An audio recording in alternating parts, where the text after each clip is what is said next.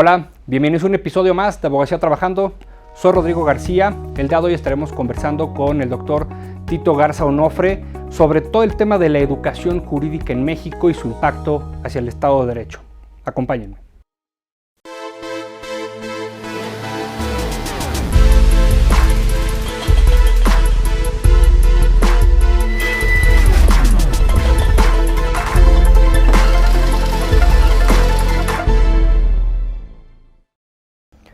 Juan Jesús Garza Onofre es investigador de tiempo completo y profesor del Instituto de Investigaciones Jurídicas de la UNAM. Es licenciado en Derecho, maestro en Estudios Avanzados en Derechos Humanos, Argumentación Jurídica y doctor en Filosofía del Derecho.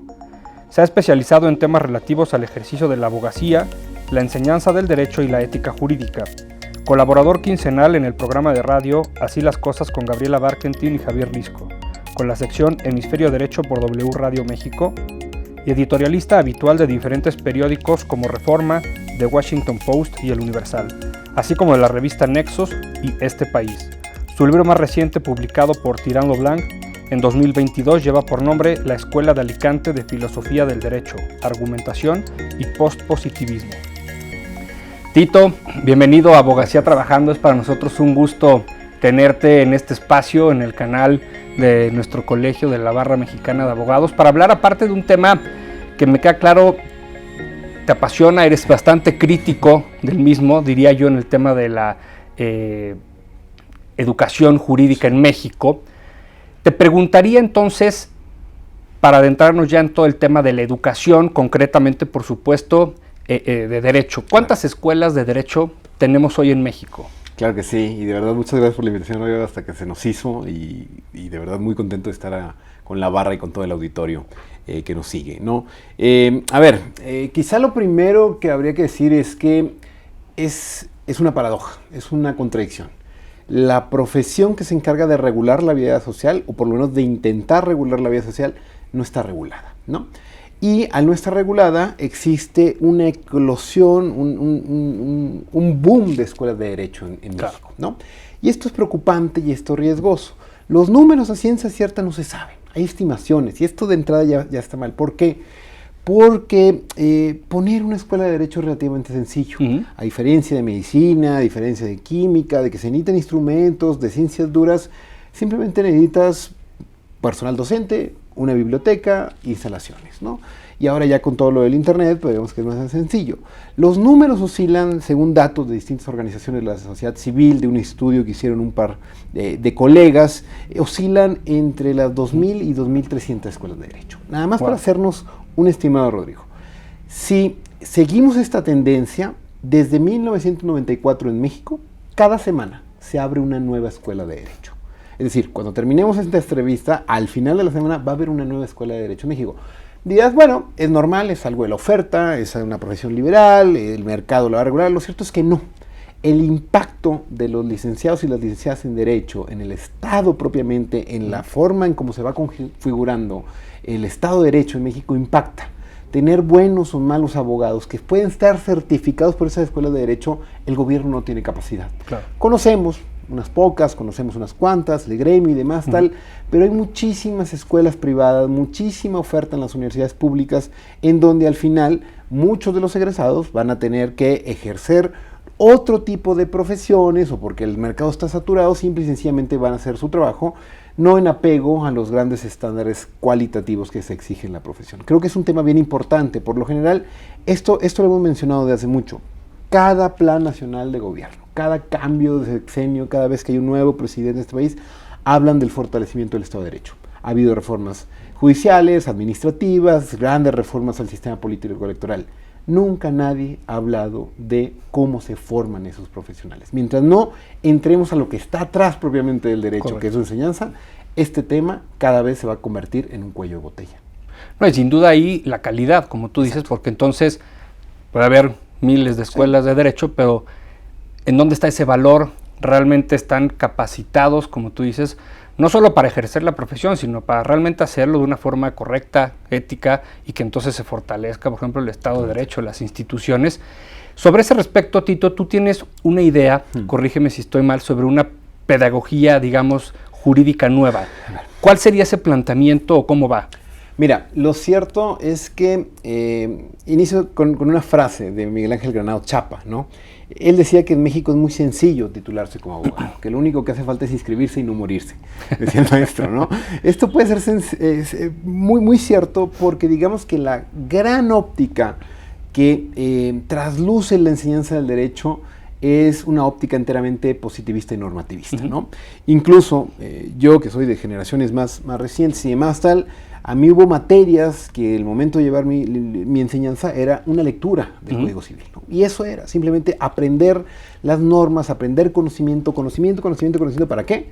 Para que al final de la carrera venga una gran reforma y haya quedado en letra muerta, ¿no? Este tipo de idea de la formación, que es bastante laxa y bastante poco creativa, creo que no abona a una abogacía socialmente comprometida, realmente al fortalecimiento del Estado de Derecho.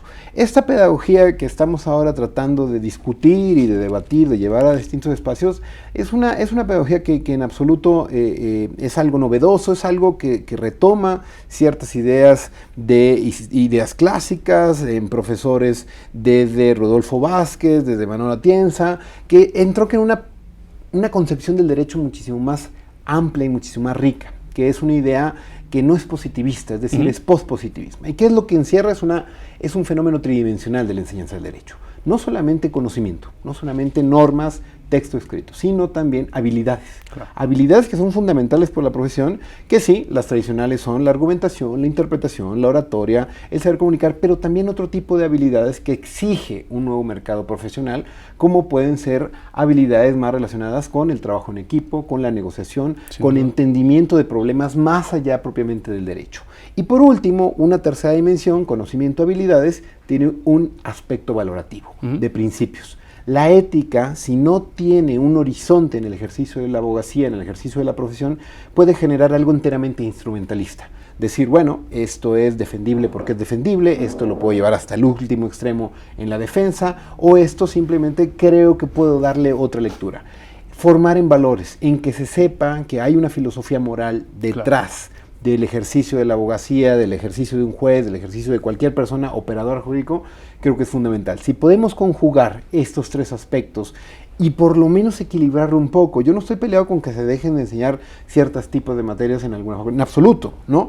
Para eso es una diversidad de escuelas de derecho. Si hay materias, si hay escuelas con orientación más hacia lo privatista, más hacia lo público, está propiamente en la libertad de cada escuela y en la libertad de cátedra. Aquí lo que tendríamos que exigir es un balance, saber que en el contexto en que nos insertamos, de profunda desigualdad, donde los casos difícilmente llegan con igualdad de armas las personas que se enfrentan, es necesario formar en habilidades, en valores, en saber que la profesión no se puede limitar enteramente a una visión normativista y una visión utilitarista del mercado. Totalmente. ¿Y dirías entonces, Tito, que se debe actualizar la enseñanza del derecho y en qué? Sí.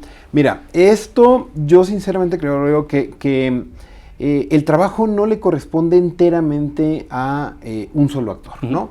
Hay escuelas que lo están haciendo muy bien, hay escuelas que están cambiando programas, renovando planta docente, incluyendo nuevas metodologías de aprendizaje, ahora todo lo de tecnologías y demás tal, pero mientras el gobierno, mientras no exista voluntad política que entiendan que los operadores jurídicos son parte fundamental de la construcción de nuestras instituciones, de poder entender muchísimo mejor el diálogo que existe entre sociedad, gobierno, empresas privadas y demás tal, esto no va a cambiar. Necesitamos trabajo no solamente de escuelas, también de gobierno y sobre todo del profesorado, ¿no? Correcto. Muchos profesores resulta bastante cómodo no actualizar los cursos, ¿no? Entonces es una combinación de factores, necesitamos también sociedad civil, es algo titánico, es algo que parece idílico y que cada vez resulta algo imposible, pero lo cierto es que hay que empezar a discutir el tema, hay que empezar a hacer autocrítica de la profesión.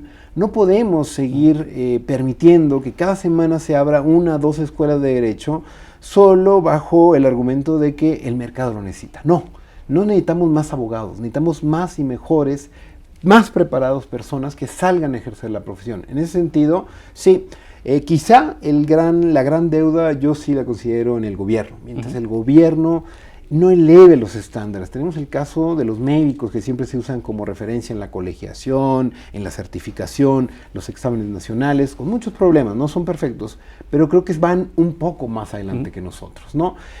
Temas de mala praxis, de problemas éticos y demás, hay que tener esas discusiones, y creo que el mayor problema es que una mala educación jurídica, una mala enseñanza del derecho, va a impactar en una mala práctica jurídica y por ende en una mala construcción de nuestras instituciones en democracia. Cuando sepamos que el colectivo de las licenciadas y los licenciados en Derecho tienen las posibilidades de incidir directamente en estas dinámicas de poder, creo que tarde que temprano van a importar la enseñanza del derecho. No se trata simplemente de obtener un título, se necesita tener un neto, se necesita tener ciertas habilidades que existen por lo menos mínimos. Totalmente, sí. Mientras no haya mínimos, va a seguir existiendo esta desigualdad, que de por sí ya es bastante en el México que tenemos, al interior de la profesión puede ser muchísimo más catastrófica. En seguimiento a todo esto, justamente, ¿por qué es importante entonces sí tener egresados de calidad? Exacto. ¿Cuál sería ese impacto que tendría un egresado de calidad? ¿O cómo hacer para que entonces estos nuevos egresados impacten de forma positiva justamente en la construcción de un Estado de Derecho? Claro, mira, es una pregunta clave. Parecería que la formación de los operadores jurídicos se limita a la Escuela de Derecho, ¿no? Abogado una vez, abogado toda la vida, ¿no? No hace falta certificarte, actualizarte será por propio mercado profesional. Cuando la formación de los abogados la entendemos como algo que debe ser un continuum, algo incesante, vamos a entender que la práctica profesional va a elevar los criterios. Muchas veces nos fijamos en las demandas de la Suprema Corte, como el último eslabón de una serie de procesos jurídicos de largo alcance. Lo cierto es que buenas demandas generan buenas sentencias. Correcto. El abogado ya no solo debe ser aquel puente entre los intereses privados y el sistema de justicia. La profesión se ha diversificado, negociación, asesoría, consejo, lobbying y demás tal, todo este tipo de cosas. Si las tenemos bien amarradas a un contexto normativo de conocimiento, con todo lo internacional, con todas las nuevas reglas operativas que exige el derecho, pero al mismo tiempo lo tenemos con habilidades de saber que igual también es necesario saber tratar al cliente, saber habilidades más de tipo soft, y sobre todo que puedan saber que no necesariamente todo se vale en la profesión. Yo creo que eso puede ser una alternativa. Lo que sí, o sea, no creo que sea la panacea reformar la educación jurídica. Lo que sí creo es que es una deuda que desde hace años, desde la reforma del 94, si queremos poner la reforma del 94 en materia judicial, creo que nos centramos exclusivamente en cambiar el sistema de justicia. Ya ha estado pendiente esto. No podemos tener, es hacer todo mal, es hacerlo al revés. Es cambiar el punto final, la Suprema Corte, los tribunales y demás tal, pero la formación sigue siendo algo automático. Creo que es necesario que tarde que temprano empecemos a discutir estos temas por una cuestión de justicia con muchas personas que no tienen la posibilidad de acceder a las mismas condiciones que acceden las personas que tienen recursos para llegar a tribunales o para acceder a un abogado de calidad. Sí, sin duda. Entonces, ¿cómo podemos mejorar tanto estrategias como metodología en la enseñanza del derecho, Tito? Mira, estrategias, yo creo que hay algo fundamental. Hay que evitar, o por lo menos denunciar a alumnos, tal, esta idea propiamente de que enseñar derecho es enseñar leyes. No. Leer la Constitución, eso no te va a hacer un mejor abogado, te va a dar conocimiento jurídico, ¿no? Esto es muy normal, esto parecería que ya no pasa en algunas escuelas y demás. En 2000 escuelas seguro va a pasar, seguro va a haber todavía personas que llegan a leer el texto de la Constitución, los libros como si fuera dogma. La idea de dogma está muy arraigada en el gremio. El dogma, que parte de la religión, son las verdades incuestionables, ¿no? Hace falta una enseñanza más crítica, hace falta una enseñanza que pueda generar diálogo entre distintos nichos de poder, entre distintas disciplinas. Este tipo de estrategias creo que hay que denunciarlas, ¿no? Correcto. ¿Por qué? Porque se puede borrar de un plumazo todo el conocimiento, toda la normatividad y demás tal. Entonces, yo sinceramente creo que este tipo de metodologías habrá que analizar sentencias, habrá que analizar demandas, habrá que analizar argumentos, antes que leyes, habrá que analizar la construcción y el proceso que está detrás de esas leyes, ¿no? Es algo muy sintomático y a mí me genera risa un poco cuando das clase y explicas el proceso de designación de ministros o ministros de la Suprema Corte. Bueno, es una cosa muy sencilla, muy técnica y demás tal. Todo lo que pasa al interior, todo lo que pasa detrás, que son luchas de poder, que son negociaciones políticas, eso hay que evidenciarlo. Creo que el derecho, por lo menos esta óptica enteramente normativista, a través de metodologías que puedan entrar más hacia cuestiones materiales, más hacia cuestiones políticas y más hacia cuestiones pragmáticas, claro, nos puede dar una visión muchísimo más integral. Creer que el derecho, que el solo hecho de generar una nueva regla, generar una nueva norma, va a cambiar la realidad, es falso. Así nos lo hicieron creer durante muchísimo. ¿Por qué? Porque las normas no operan de manera automática. Las normas operan con operadores jurídicos. Y si los operadores jurídicos las interpretan a conveniencia, se callan, las malean, las negocian y demás, tal, eso sinceramente creo que es lo que nos puede generar mejores condiciones. Te digo, es un trabajo titánico al interior del aula, profesorado, personal administrativo, directivo y sobre todo gobierno. Que el gobierno se dé cuenta que el gobierno le conviene tener mejores operadores jurídicos. Sí, no, y lo dices, ¿no? O sea, tampoco somos coditólogos. Exacto. No se trata de aprenderte el código A o el B o el C o la Constitución. Al final del día eso no sirve de nada. Puede ser aparte reformado y entonces, como tú dices, queda en letra muerta. Con todo esto entonces, Tito, ¿qué se debe mejorar para consolidar el Estado de Derecho? Sí, mira, yo creo que es algo totalmente integral. Si nos vamos seccionando y nos enfocamos en Poder Judicial y después nos enfocamos en abogacía, tal, yo creo que se van generando disparidades, ¿no? La reforma al Estado, la reforma para consolidar el Estado de Derecho, me queda claro que pasa por un tema político, estructural, un tema de representación, un tema que parecería que por lo menos cada sexenio está en discusión, ¿no? Una reforma político-electoral, se crean instituciones, se modifican y más tal, eso en el aspecto representativo democrático. Pero para hablar de Estado de Derecho, para hablar del anclaje que tiene la Constitución con la democracia, en definitiva necesitamos mejor ciudadanía, ¿no? Necesitamos ciudadanía más informada, más crítica, que no tenga problemas para acceder a las necesidades básicas, ¿no? Correcto. Y en ese sentido creo que un tema pendiente en definitiva es creer que el hecho de engordar la Constitución, incluir nuevos derechos, internet, ahora las pensiones, ya también las ayudas sociales son derechos y demás tal, está muy bien, pero entender que los derechos no operan de manera automática, que entender que es necesario generar amplias bases legislativas que puedan estar ancladas a presupuesto para generar mayores insumos en las políticas públicas y redistribución de la riqueza, creo que es algo fundamental. Parece algo titánico, pero es cierto, el Estado de Derecho no se construye en un sexenio, ni creo que tampoco se destruya, ¿eh? Creo que hay instituciones que resisten embates, hay instituciones que aguantan muchísimas crisis que pasan los estados constitucionales de derecho. Lo que sí creo es que para el fortalecimiento del mismo necesitamos más ciudadanía que esté interesada en los asuntos públicos. Si dejamos esto enteramente a un puñado de líderes políticos, populistas, pero también lo dejamos a un puñado de fuentes privadas, de empresarios, de esto, creo que esto poco a poco va desquebrajando esta idea de unidad y de comunitarismo que encierra el Estado de Derecho, que es un Estado social democrático de derecho. En ese sentido, seguramente las alternativas serán muy distintas. Lo que yo creo en lo particular y el tema que me interesa y el tema que desde años hemos venido estudiando es que mientras tengamos una mejor profesión jurídica, vamos a tener un mejor acceso a la justicia y por ende una ciudadanía que pueda comprender los alcances de sus derechos.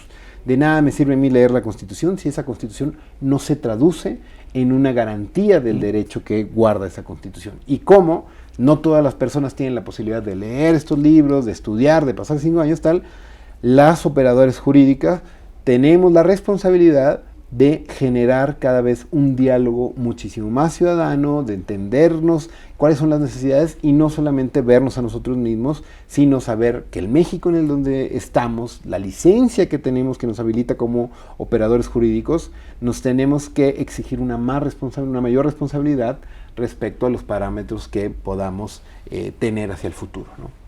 No, y sin duda un respeto a las instituciones, sí, como tú dices, y de todos los actores, yo diría desde la ciudadanía, como tú dices, hasta un privado, me refiero a la iniciativa privada o el propio gobierno. Y sobre eso, Tito, también tú has sido bastante crítico, por ejemplo, con todo el tema que sucedió con el CIDE.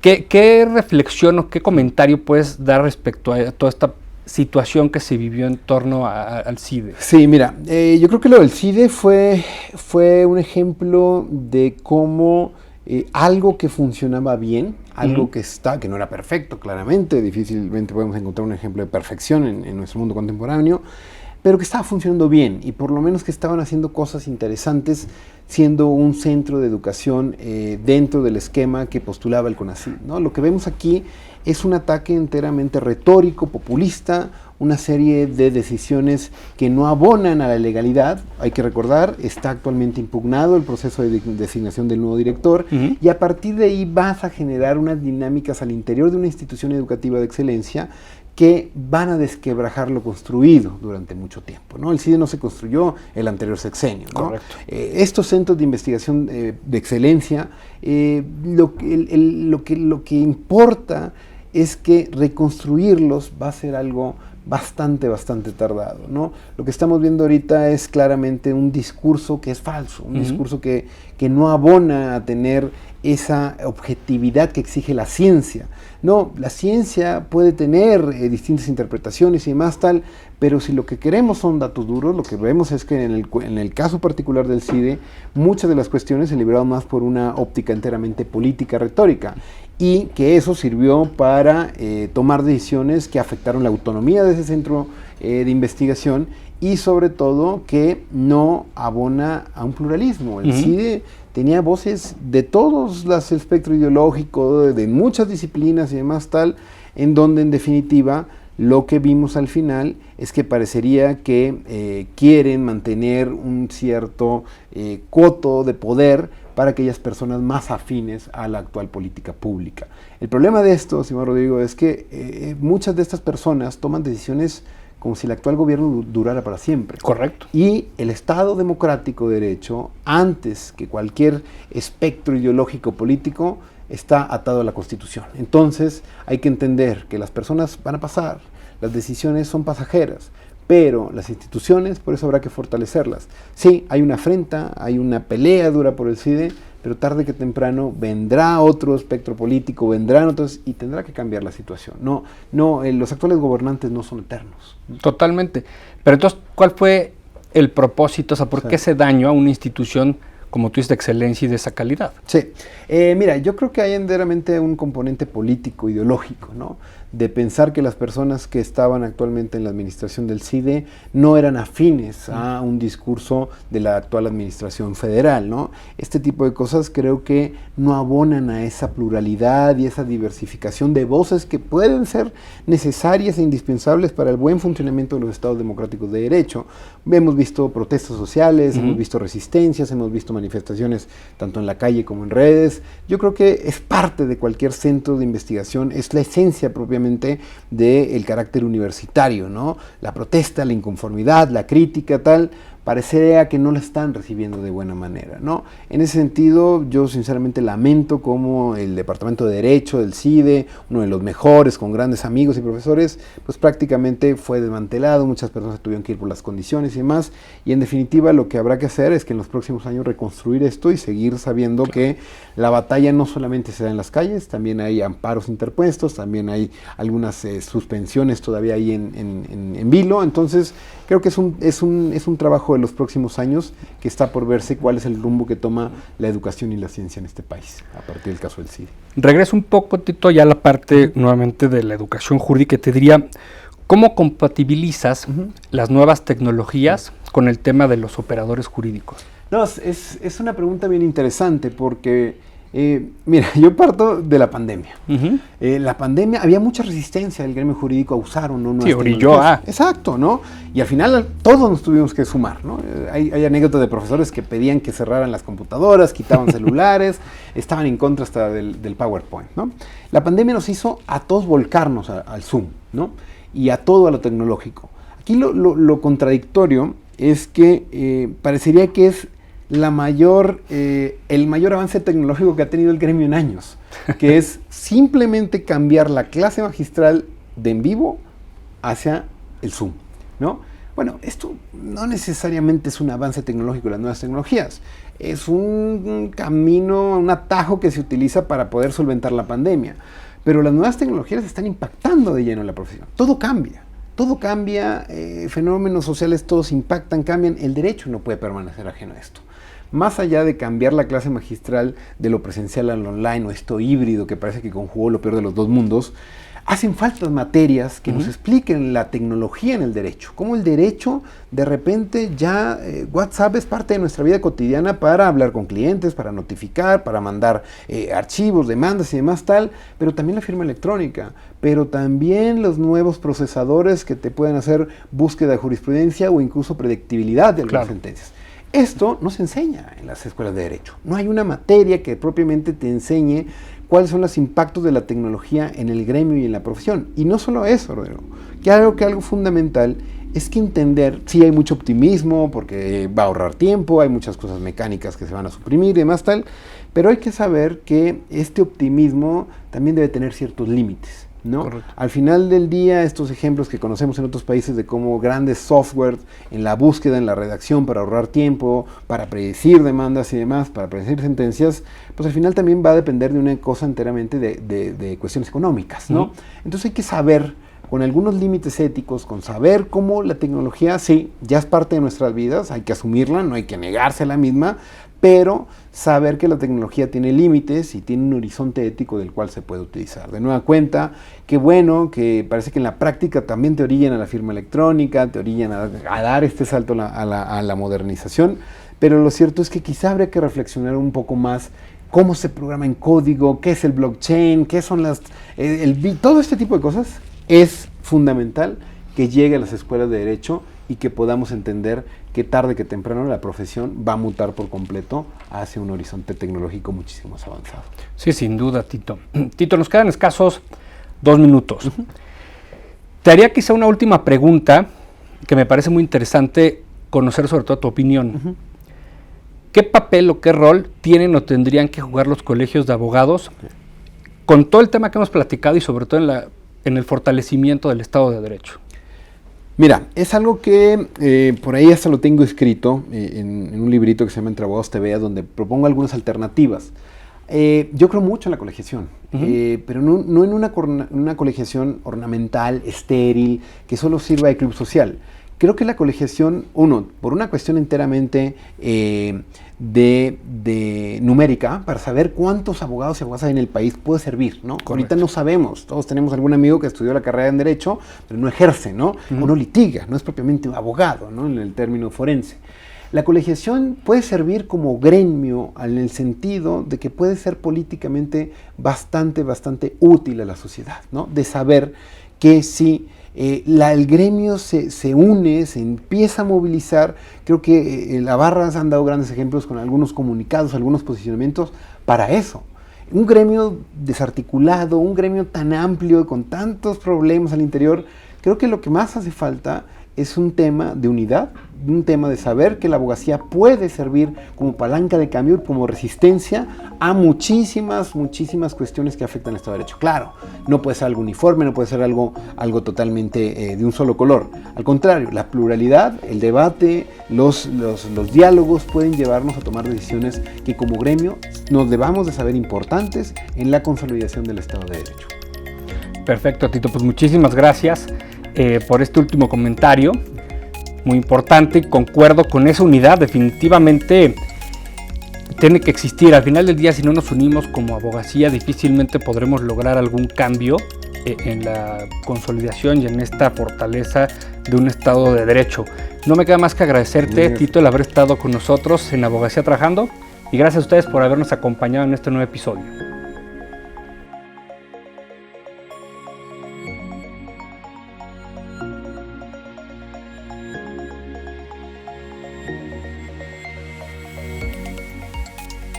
Muchas gracias por habernos acompañado en un episodio más de Abogacía Trabajando, un programa con un experto, alguien muy crítico sobre todo de todo el sistema educativo, este cambio de paradigma que sin duda se está dando, como él ha dicho, en algunas escuelas de derecho, sin lugar a dudas, pero que nos falta mucho más. Tenemos que consolidar, tenemos que estar mucho más unidos como abogacía para lograr realmente un cambio efectivo y que esto, por supuesto, se refleje en un sólido Estado de Derecho. Los espero en el siguiente episodio de Abogacía Trabajando.